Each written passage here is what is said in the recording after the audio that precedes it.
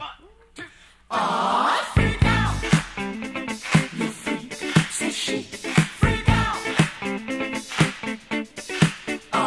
Freak out! Hey guys, it's Gina with YA Fiction Freaks, and I've got another book review for you, and it's on Wicked Lovely by Melissa Marr. Yay! Wicked Lovely, Wicked Lovely, Wicked and Lovely. I love this book. I bought this book last year, back in July, and it's been sitting on my bookshelf, and I haven't read it. And I really now hate when this happens because I really wish that I would have read it. The reason I have my bookmark there is because also I realized that the one I bought has extras inside. So I want to read all that now. But I was so excited because it's got 6 intriguing facts about Melissa Marr, the author. It's got chatting with Melissa Marr, so an interview with her. A Wicked Lovely playlist, which I am all over. The first author that I knew that did this was Stephanie Meyer. So I'm planning on checking that out. It also has Melissa Marr's reading list, which I thought was cool, and a glimpse into Ink Exchange, which is the companion book to this one. If I had known that these fairies were the way they were, I would have been all over this book because they are awesome and they are wicked lovely. I love the title of this book because they really remind me, if you love vampires, they remind me in that sense because they're immortal, they have powers, they are beautiful but yet scary and dangerous, and I love them.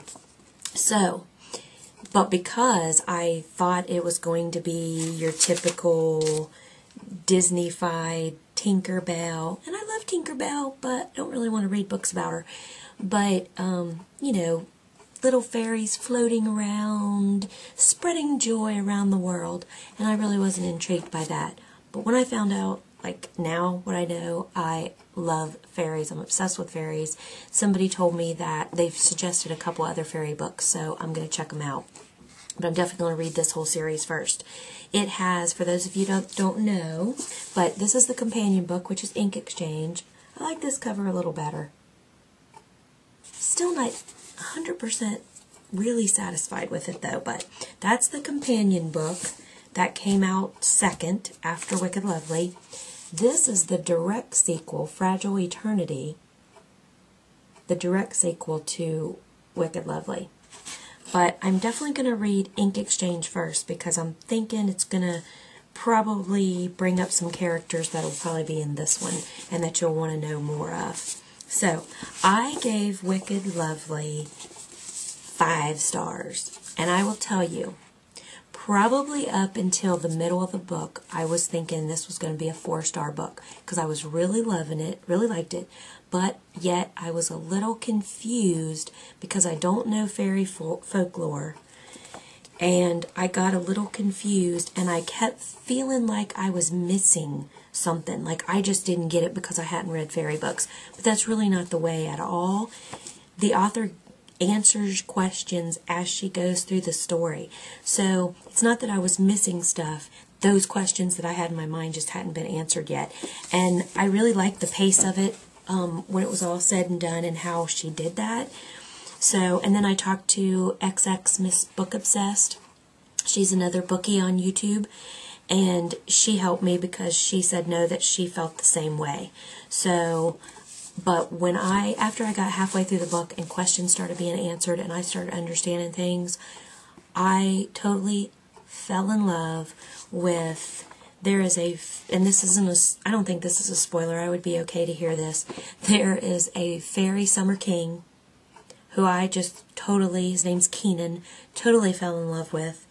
And then there's Aisling, which is the main girl in it. Well, actually, characters in the book actually called her Ash, which was cool. I like that.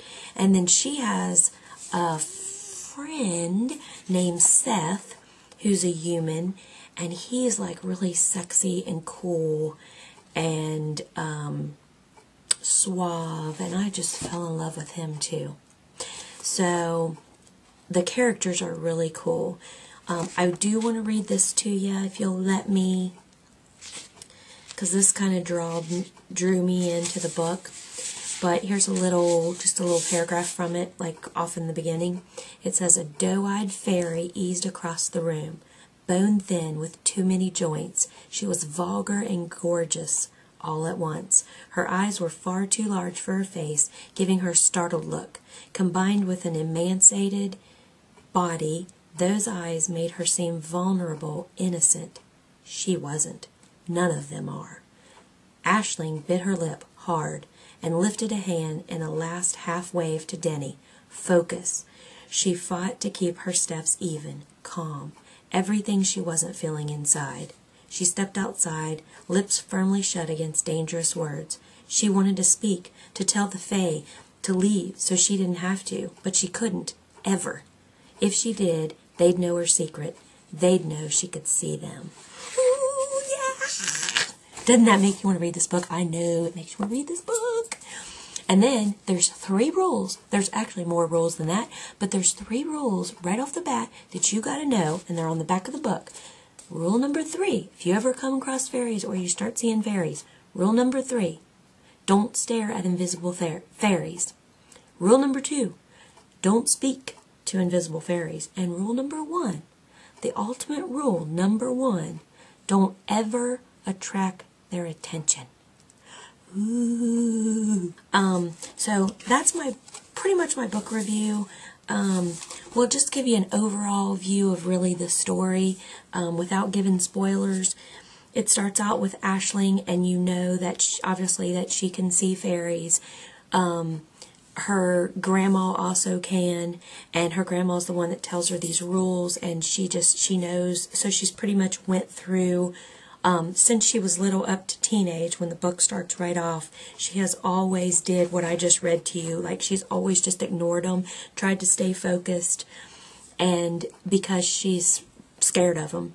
So, and that's all I'm going to really tell you. But besides that, the whole book is really about Aisling and her real position with the fairies and her kind of journey with seeing these fairies. And I'm telling you, it's awesome. So I would definitely highly, highly, highly recommend it. 5 stars, or because this is Wicked Lovely, we're going to say I give it 5 fairies out of 5 fairies. So you're going to fall in love with Keenan, you're going to fall in love with Seth, so be prepared to fall in love. Also, there's 2, the main character's Aisling, like I said, but there's also another fairy girl named Danya. You're going to love her. And then there is a Winter Queen, and she's none too friendly. And then, of course, Keenan, he's the summer king of the fairies, but he's awesome. And I have just decided that as soon as I can find Keenan, I'm going to let him know that I should be his summer queen. So, if you ever see anything in the polls voting for the Summer Queen, please vote for me, because I want to be the Summer Queen of the Fae. I will be. So if there's any Fae out there, Summer Fae, I want to be your queen. Thanks for voting. Google fairies and happy reading. Freak show, make it up. Freak show, freak show, freak show, make it up. Freak show, freak show, freak show. Make 'em clap when we perform. Wanna be crazy, we can show 'em. Dancing tabletop, freaky, freaky.